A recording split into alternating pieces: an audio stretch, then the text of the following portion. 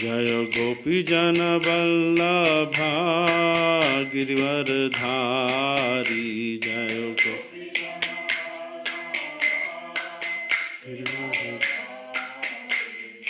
यशोदानंदन ब्रज जन रंजन यशोदानंदन ब्रज जन रंजन यमुना तीरावनचारी यमुना तीरा जय राधा माधव जय कुंज बिहारी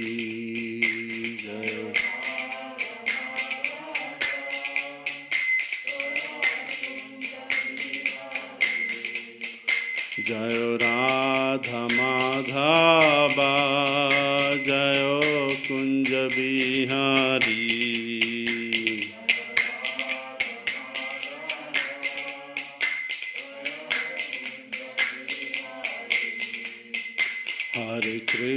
हरे कृष्णा कृष्णा कृष्णा हरे हरे हरे राम राम राम हरे हरे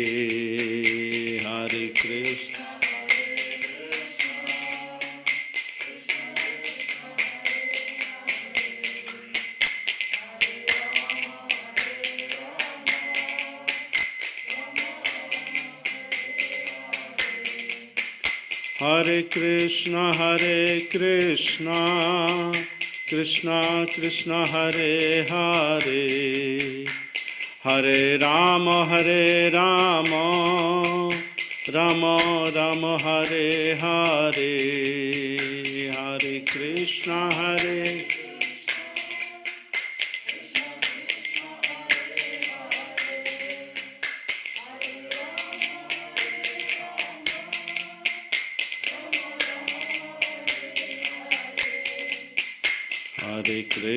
हरे कृष्णा कृष्णा कृष्णा हरे हरे हरे राम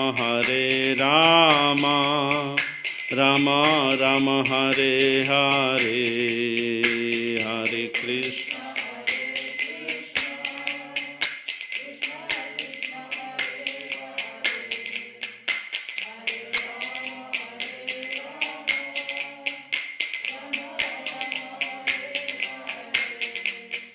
जयो प्रभुपादा प्रभुपादा श्रीला प्रभुपादा जयो प्रभु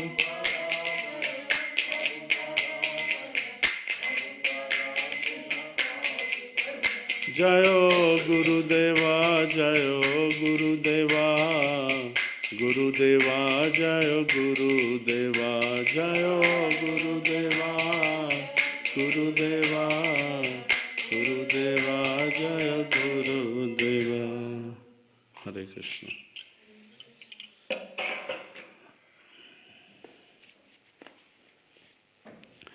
So we are reading shlokas 16 and 17 today. So unlike the other shlokas, these are not padya, these are not in a poetic form. These are gadya, these are simply text. So I will read word by word, and then Hare Krishna, Jai Jagannath Baldev Subhadra Mai ki Jai. And you can repeat after me. It's also too big, so it is not written over there. So, is it okay if you repeat after me? Okay. Text 16. Ativa, very much. Sulalita, beautiful. Gati, with movements. Vilasa, by pastimes. Bilasita, manifested. Ruchira, pleasing. Hasalesa, mild smiling. Avaloka Lilaya, by playful glancing. Kinchit Uttambhita, slightly raised. Sundara, beautiful. Bruhamandal, by the eyebrows. Subhaga, auspicious. Vadana Arvinda Sriya, with his beautiful lotus-like face. Ramam, the goddess of fortune. Ramayan, pleasing. Indriyani, all the senses. Ramayate, he pleases. Ativa Sulalita Gati Vilasa Visalita Ruchiraha Salesha Valoka Lilaya Kinchit Duttam Bhita Sundara Bhru Mandal Subhagavada Naravinda Sriya Rama Ramaya Indriyani Ramayate. So that was the text 16. Translation by His Divine Grace A.C. Bhaktivedanta Swami Srila Prabhupada ki Jai. In Ketumala verse, Lord Kamdev, Pradyumna, moves very graciously. His mild smile is very beautiful, and when he increases the beauty of his face by slightly raising his eyebrow and gleaning playfully, he pleases the goddess of fortune, thus he enjoys his transcendental sense. I'll just read once again. In the Ketumala versa, Lord Kamdev moves very graciously. His mild smile is very beautiful, and when he increases the beauty of his face by slightly raising his eyebrows and gleaning playfully, he pleases the goddess of fortune. Thus he enjoys his transcendental senses. Text 17. We'll read again the meaning first, and then I repeat the shloka. Or this one. Tad Bhagavato, Tad that Bhagavata of the Supreme Personality of Godhead. Mayam Rupam, Mayam, full of affection of the devotees. Rupam, form. Rupam, form. Parama, highest. Samidhi Yogena, by absorption of the mind in the service of the Lord. Rama, the goddess of fortune. Devi, divine woman. Samavatsarasya, known as Samavatsara. Ratirishu, during the night. Prajapateya, or Prajapati. Duhitrabhiha, with the daughters. Upeta, combined. Ahasu, during the days. Cha, also. Tat Bhritabhi, with the husband. Upasate, worships. Idam, this. Cha, also. Udharati, chants. Tad Bhagavato Mayamayam Rupam Param Samadhi Yogena Rama Devi Samvatsarasya Ratrishu Prajapate Durhita Mi Rupetahasu Cha Tad Bhrita Bhirupaste Idam Choda Harati. Translation by His Divine Grace A.C. Bhaktivedanta Swami Srila Prabhupada. Accompanied during the daytime by the sons of the Prajapati, the predominant deity of the days, and accompanied at the night by his daughters, the deities of the nights, Lakshmi Devi worships the Lord during the period known as the Samavatsara in his most merciful form as Kamdev. Fully absorbed in devotional service, she chants the following mantra. So the mantra comes in the next shloka. Purport. The word Mayamayam used in this verse should not be understood according to the interpretations of the Mayavadis. Maya means affection as well as illusion. When a mother deals with her child affectionately, she is called Maya Maya. In whatever form the Supreme Lord Vishnu appears, he is always affectionate towards his devotees. Thus, the word Mayamayam is used here to mean very affectionate towards the devotees. Srila Jiva Goswami writes in this regard that Mayamayam can also mean Kripa Prachuram, deeply merciful. Similarly, Srila Veera Raghava says, Maya Prachuranatamiya Sankalpena Parigrihatam iti urthaha jnana prayayo tramaya sabdaha.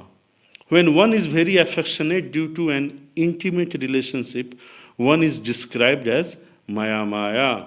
Srila Vishwanath Chakravarti Thakur explains Maya Mayam by dividing into the words Maya and Amayam.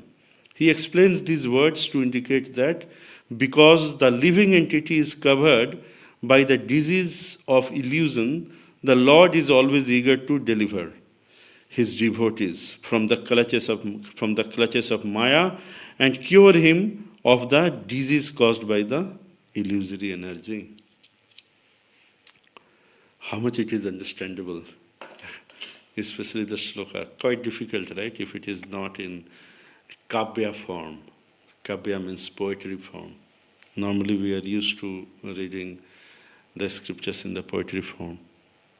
But nevertheless, if you look at this, basically the chapter itself, the whole objective of this chapter is basically increasing the love of the devotees towards Sri Krishna. Yeah. And in order to please his devotees, the Lord takes different forms. He takes avatar in different forms. You know the meaning of avatar, not the Avatar movie. Yeah. The avatara is basically, it's a Sanskrit, right? Ava. Ava means come. If you go to India, Aao, you have seen any that rickshawala or somebody? So Ava means come. Tara means on this planet or come down. So that's the avatara. So the Lord takes different avatars in order to satisfy the moods of the devotee at different time, places, depending upon time, places, and circumstances. But the main objective of the Lord is to satisfy his devotees and their desires. So if you think about Narasimha Avatara, right? So Lord took the form of Narasimha, the half-lion form, in order to satisfy the desire of his devotee, Prahlad Maharaj, right?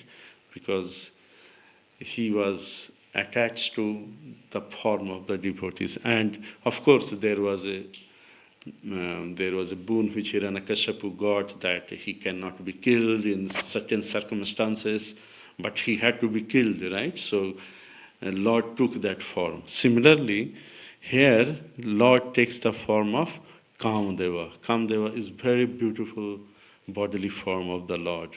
And why he took the form of this form is basically to satisfy the goddess of fortune, which is Srimati Lakshmi Devi.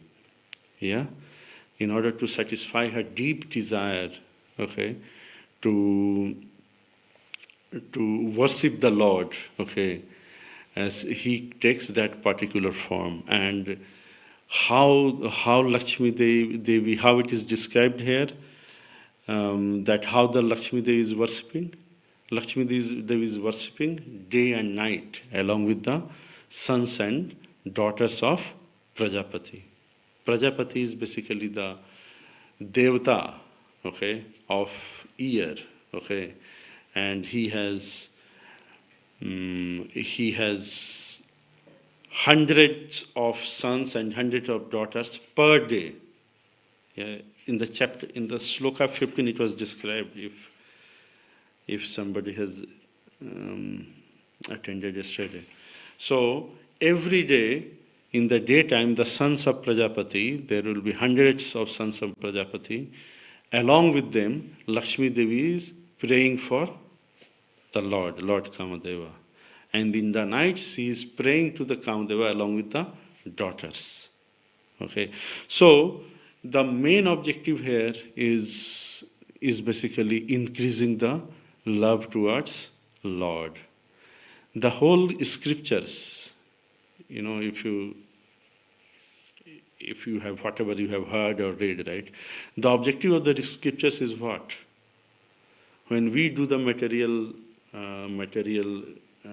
reading and all, our objective is to basically get huge knowledge, pass some exam, or show our proficiency in certain areas. Okay, but the Vedic literatures, okay, they have a only sole objective is basically to increase the love towards the Supreme Personality of Godhead. Okay, and who is the Supreme Personality of Godhead? Lord Sri Krishna. Now, have you ever thought that why it is not a Supreme Personality of God or God? Why Supreme Personality of Godhead? Any idea? Because the Prabhupada or the Acharyas, they wanted to give that pole position that he is the, among all, he is the Supreme. Okay, and that's what in Bhagavatam everywhere it is described. So our literatures are, there are various literatures, right? One are the Vedas, okay, then Puranas, then the Kavyas, where in the poetic form it is described, and everybody is singing the glories of the Lord. But in some of the scriptures, the message is very like, you must do this, you must do this, right? It's like our school, right? Where the teacher said, this must be done. Similarly, in the scriptures also, the Vedic scriptures, especially the Vedas and all, that emphasize that in order to get to the Lord, you must do this karma kanda, that karma kanda. Similarly, if you look at Purana, Bhagavad Puran, they are not prescriptive. They don't prescribe that what you should be doing, what you should not be doing. Okay? It tells you, especially Bhagavatam, it tells you that this has happened, this person was there, this was the situation, and he dealt with like this. When he did like this, this was the outcome. Okay? So, whenever we read the Bhagavatam, especially the Bhagavatam, okay, because Bhagavad Gita is more about instructions which Arjun is receiving from Lord Sri Krishna, right? He had certain question, it is a conversation, certain question, and he asks, and he basically receives the answer from Lord Krishna. But if the Bhagavatam is primarily, if you look, it is telling about what happened when Lord came. What happened when this person behaved like this, okay? And if you hear them, quite often it looks like this particular verse is told for me only, or this particular story is very much for me. I mean, if you look at one of this Prachita Vari, right? There was a king, and Narad Muni was telling him a story, okay, a story of Puranjana. Okay, it was just a story. And end of the story, okay, the king understood that this is not reality. What Narad Muni told me is basically my situation. Okay, so that's how the Vedic literatures are. Okay, the sole factor. It's not that by reading Vedic literature we become, or we want to become a great jnani or a great saint, or something that we get some degree and just flash around that, hey, Lord Krishna, I did Bhakti Sastri, I did Bhakti Vaibhav, here is a degree, now let me enter into Goloka Dham. No, that's not the objective of the Shastras or of the scriptures. The pure objective of the scriptures is primarily knowing about the God, okay, even though emphasis is not very much on the knowledge, okay, the emphasis is pretty much focused on the sole object, and the object is Lord Krishna himself, okay. And the Shastras basically, they tell you about the Lord so that we can increase our love towards Lord, okay. And the moment, anybody who loves somebody, right, he wants to know him, about him or her, correct? Because without knowing somebody, you cannot simply love. It's not that switch that I saw him or her and the love happened, okay. You need to know about that personality. And here, God is the supreme personality. And all the scriptures, everything, they basically tells us about the Lord so that we can increase our love towards Lord and increase our faith towards Him. And in this particular versa, who is the in loving relationship with the Lord? Srimati Lakshmi Devi. Yeah, because when we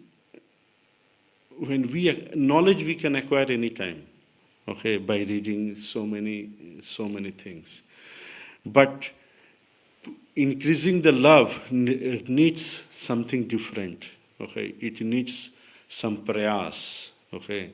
Prayas means effort, okay. Look, the money, the house, the building, the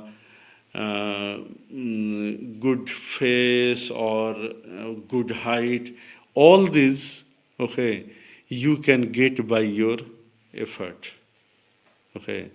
If you put more effort, okay, you can earn more money, okay. Here also, you see, those who are working hard, they are making good money. But in order to get love of Krishna, okay, you need mercy of the Lord and the mercy of the devotees. That doesn't come automatically. Okay, you need a prayas, an effort to know Krishna, to get associated with the devotees, and then only you can get the mercy of the Lord. Okay, because these are the things which basically goes with you. Okay, rest all, whatever we acquire, artha, kama, moha, the money, the position, everything which we acquire, okay, they may not remain with us. They remain with us for certain time depending upon certain circumstances. There was one of the disciples of Prabhupada. He has a very nice pastime. So somebody was telling this one, and I just like to share with you that Maharaj was how many of you have went to India? Okay, I also went to India. It's a very typical country. Okay, and it has a lot of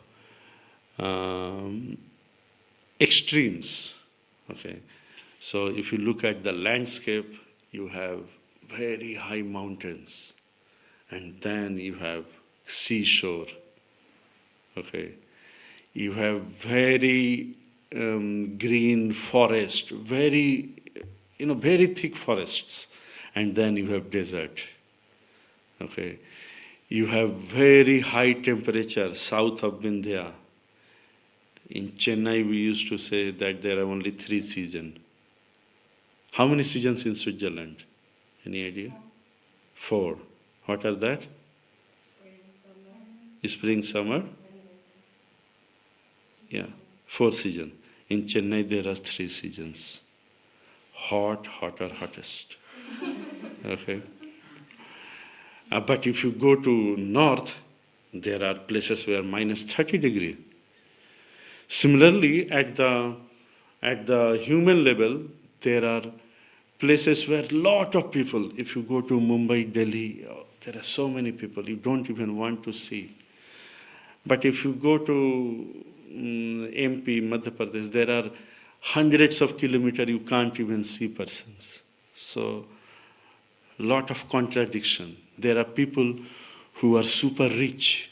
Okay, there is one person who has, his house is 30 story, Antilia it is called. Okay, but there are people who are sleeping on the street. There are very rich people who are donating gold,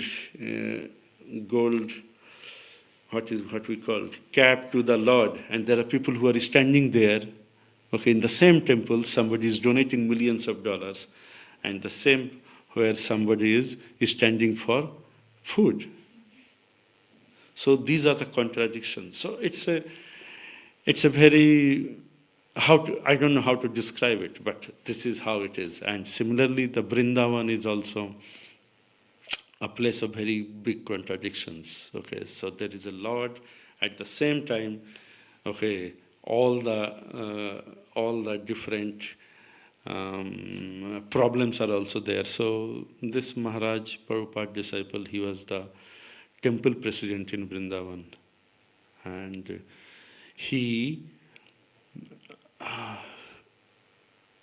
and in Vrindavan there are mafias also. Okay, so Maharaj was running the temple in such a way that the mafias were not very happy with him. Okay, so one day he was taking shower, and then somebody came and shoot him. Okay, then he came out of that, and because he was thinking that if I don't get help, there's a lot of blood loss and he may fail and he may die. Okay, so he came out, some devotee came, they took him to hospital and all, and gave him the first aid and all. But after this incident, okay, I mean, the mafia will not let him run the temple the way he wanted. And so what happened that he lost his position.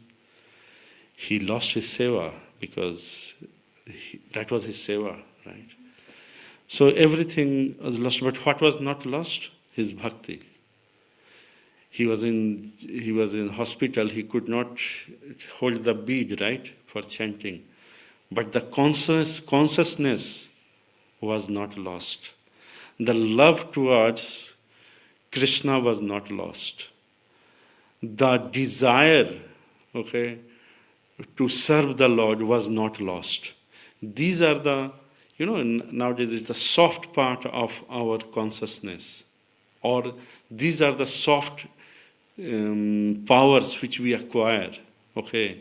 that remains with us.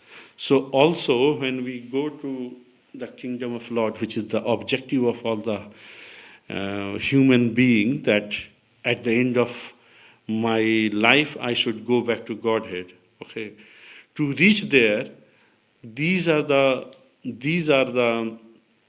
qualifications, okay, which we need to have. These are not qualifications, these are basically characteristics which we need to develop. Qualification is more of a kind of material aspect, right? That I have read Bhagavatam, I am the CEO of this company, or I am the temple president, or I am the financer. These are the qualification or the position. But the, yeah? Correct. So, but the love which we develop towards Krishna, towards chanting, towards the devotee, those remains with us. They travel with us in our. If we are not able to get delivered in this lifetime, okay, it goes to the next lifetime. But it goes with you. The rest all remains here. If you see this example of Bharat Maharaj, right? You all know Bharat Maharaj's example. So Bharat Maharaj was a very great king, and he basically, he was a perfect king, okay, with a huge devotional service, given his whole life in the devotional service.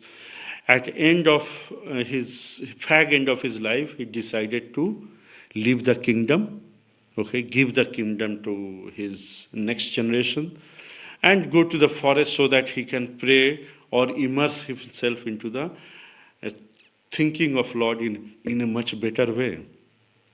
So he was an excellent devotee, okay.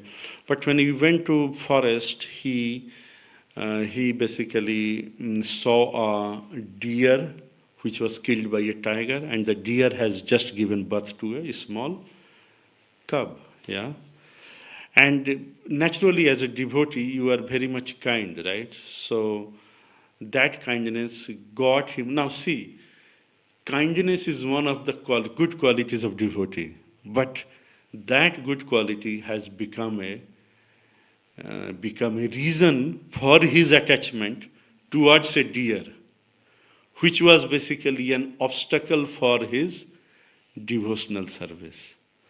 So Bharat Maharaj, he got attached to, he started taking care of the deer cub, okay? And slowly, because he was taking care, it's like a mother, right? They take care of the child so much, okay, they are so much attached. Okay, recently in India, and this happens quite frequently in India, some of the, brahmacharis, so they left home, they joined the temple. And the mother is so attached to the son, okay, that they won't leave, okay. Even though they know that this is very nice thing to be in the bhakti, but their attachment towards in a material aspect, towards the son is so much that it won't even leave. But anyway, coming back to Bharat Maharaj, he was attached to the deer. So he was always thinking about deer, okay. Now, objective of coming to the forest was to think about the Lord, but the object shifted. So it's very important when we are reading any of the sastras, okay, that what is the object which is being referred here. There are so many things written in Prajapati, the 100 children of Prajapati, 100 sons of Prajapati, 100 daughters of Prajapati. But among all this, which is the central object?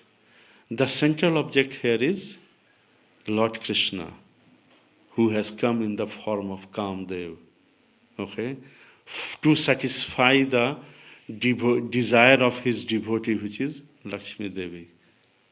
So we should never forget the object which is being referred. So when Bharat Maharaj was there, his objective was different, but the objective changed. Then at the time of death, since he was thinking of deer, he took birth as a deer in the next birth. Because if you don't think about Lord, you are not going to go back to him, irrespective of how much devotion service you have given. But again, coming to the other point, that what remains with you. So even though he took birth as a deer, he remembered his past life, his devotion services, because his body did not go along with him, his kingdom did not come along with him, okay? But his bhakti was there in his next birth. And that deer realized that a mistake has been made, okay? So the deer also, it was always in the thinking of Lord himself. And then when the deer left that body, he got again the birth as a human. And that human birth was Jad Bharat. And that consciousness was there that I have made one mistake and this is another opportunity which Lord has given me. Okay, and I must not lose this opportunity. So Jad Bharat was behaving like a madman. And I mean, to external people, he was looking like he doesn't know anything. Okay, he is totally mad. He doesn't know how to walk, how to talk, etc., etc. Because Jad Bharat, because of his past mistake, okay, he internalized himself, okay, and always be in the thought process of the Lord. Okay. So now coming back from that story to here, right? So the whole objective of our is basically or the Shastras is basically to get immersed into the glories of the Lord, okay, so that we can develop our loving relationship with the Lord. There is nothing, I mean, nobody is basically telling you that, that you need to start reading everything. Yes, you should read because you want to know, okay? But knowing for what? You can have huge knowledge. Okay, I have knowledge of America. There are this city, that city, but what purpose it solves? Okay, am I in love with America? No. Okay, anything which we do, there is inherent purpose behind that. The coming to temple has inherent purpose. We don't come to temple just to show that, hey, I also go temple, I'm a nice person. The objective behind temple, the objective behind all this is that we basically develop a relationship with the Supreme Personality of Godhead. And in this relationship, there are the journey which we need to go through. Yeah.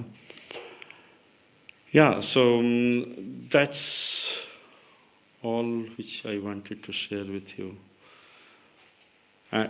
So coming back to this particular purport, right? This word Maya Mayam, okay, where it is quite often whenever we say Maya, right, we get it misinterpreted, okay.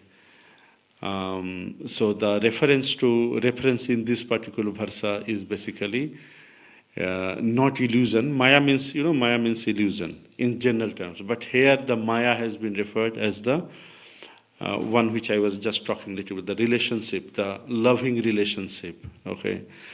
So the objective of all the scriptures, including this particular shloka which we were reading, is not to talk about what happened, okay? Not that Lord came. Yes, Lord came, but why Lord came? Lord came to satisfy the desire of his devotee.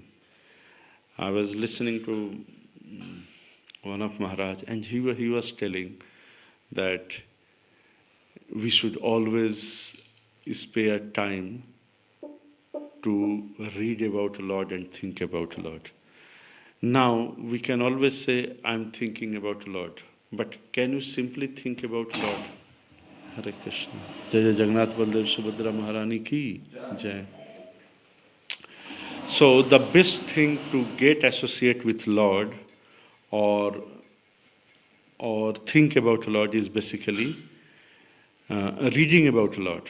or taking his name. Yeah? And Maharaj was telling that except 1 month in a year, all the 11 months, he basically reads every day the scriptures. So that is one of the way to associate with Lord.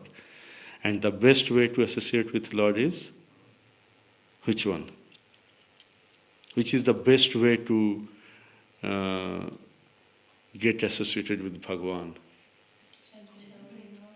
Sorry? Chanting the holy name. Because the holy name is such that, if you say 100 times, Rasgulla, Rasgulla, Rasgulla, you don't get Rasgulla. You can take 1,000,000 times, but Rasgulla does not come. But if you chant the holy name, okay, the Lord comes into your Atma, into your soul, and you basically get the association of Lord Sri Krishna. Yeah, so that's the reason why all of us are here, basically trying to develop our connection with the Lord by reading, thinking, hearing about Him, and trying to get inspirations from the stories of Srimad Bhagavatam. Yeah, so I think my time is up. We can have question answer if you have something. Yes, Mataji. Thank you so much for the lecture. So I was wondering what effort we have to do to develop this love for Krishna, because you mentioned that even if you read, it doesn't mean that, if you're a scholar and you read all the scriptures, it doesn't mean that you directly get the Lord. Correct. I will give you an example. You know Prabhupada's Bhagavad Gita, what it is called? Bhagavad Gita as it is. And this is the most widely circulated Bhagavad Gita on this planet, the planet Earth. This is the most widely, and this is the Bhagavad Gita which has changed the heart of many, many people.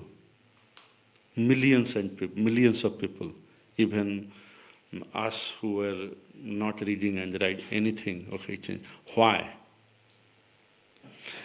If you go to the market, if you go to Amazon, there are many Bhagavad Gita written. Gandhi, who was one of the very revered figure, he has also written Bhagavad Gita. Radhakrishna, many people. Everybody has written Bhagavad. Not everybody, many people have written Bhagavad Gita. So they also have knowledge, right? But did that knowledge give any result? Because you can acquire knowledge, okay? But what we do with that knowledge? I can, you can acquire money, okay? You are working, you can get lot of millions of dollars. But that is useless if it is not put to any use. Are you getting me? Bill Gates has $200 billion. That may be sitting in the bank. What is the use of that? We have 2 hands, legs and all. If, in spite of all this, if we just keep on sitting at home, what is the use of that leg and hand? It is given to do something. It's not just that somebody draw a picture and it has appeared and just keep it. Similarly, the knowledge, okay, which we gain, that need to be used, especially the knowledge from the scriptures, okay, that need to be used for devotional service. Then it has certain value. Without that, it's like the dollars, right? If you have money, if you are not doing, I can tell you, if everybody who has money, they keep the money at home, the whole world economy will collapse. Because the money is not moving. I'm talking about the material aspect. Okay. Similarly, if you are reading something, Bhagavatam, if that reading does not help you to develop the taste for Krishna, then there is certainly either some problem with the scripture or problem with the person. Okay. Because it's not working. Either the information there is not able to inspire enough, or the person is totally rasa-less. Rasa means juice, If you are crushing a sugar cane, if there is no juice, the sugar cane is dry. Similarly, if you are a dry person, okay, if you have no interest, you can read thousands of books, acquire all the knowledge, but that knowledge is useless. And that's why you see devotees who take so much pain in sharing this knowledge of Bhagavatam, Bhagavad Gita to others. They can say, okay, oh, Krishna, if I always chant the name of Krishna, I go back to Godhead. So he's sitting in a room chanting. Nobody knows but he will go to, but what is the use of that? Chaitanya Mahaprabhu, he traveled all across of India. What is for? To spread the holy name. Prabhupada took so much of pain, okay, traveling all over India and then going to US. What for? He could have simply been selfish person, did 64 japa every day, okay, and gone back to Godhead. Job done. For him it is done. Right? So the point was that you can have knowledge, okay, but if that knowledge does not help us to increase our love towards Krishna, that knowledge is of no consequences.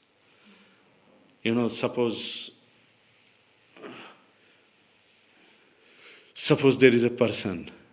Suppose my father, right? My father has one big house, a lot of land, huge money, and I'm sitting at home not doing anything, and he's also not. I'm talking from material aspect, just trying to use a parallel, and not giving anything that, hey son, why are you sitting idle? Take this and do some business. Go to the field, plow something will grow, right? All these material aspects is useless because we are not putting it in right use. Okay, if you have land and if you are not plowing it, okay, some bushes will grow there, right? That's it. So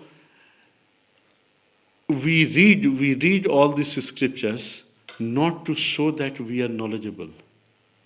That's not the objective. The reading of scriptures, the understanding of scriptures is to develop faith and love towards Krishna. It doesn't mean that we should not read. Somebody may draw a faith, okay, from somebody, but those faiths are emotional. So suppose there are two brother or two sister, one brother is doing seva by understanding and the other is looking at him that he may start doing without knowing the actual rationale behind what his other sibling is doing. Which is good, which is getting inspired is good, okay. But without knowing why he is doing, okay, there is a chances of he may fall down. So today I am inspired by you, tomorrow I may get inspired by somebody else and doing something else. Why? Because I did not understand that what he is doing, why he is doing. So that's why reading is important, to increase our faith and give a reason to increase our faith or love towards Krishna. Because knowledge, even though, the religion without any philosophy is kind of fanaticism. Okay, if you don't know why I am doing this, then there's a high chance that a simple storm comes and you will fall down. Because you are doing out of emotion, not out of knowledge. So there where knowledge helps us. But the use of knowledge is to increase the faith and not to show that I am knowledgeable. As a devotee, I mean, a real devotee will never boast that I know this, I know this, I know this. His effulgence will be in his action, okay, in his character, in his behavior, in his what he talks, why he talks, whom he meets. That's the real characteristics of the devotee. He may have knowledge, because without knowledge he cannot do all these things. But the use of that knowledge is to increase his or her faith. Does it? So I'm not telling that don't read. Maharaj is, I quoted one Maharaj, he is reading every day. Even there are people who are working very hard in their material life, but they also take out time to go through the scriptures, so that that psychological level, the faith, the strength at the inner level is always there. Because if you are not internally strong, okay, you will not be able to even excel in the material life also. Forget spiritual life. Hare Krishna. Any question, anything? No?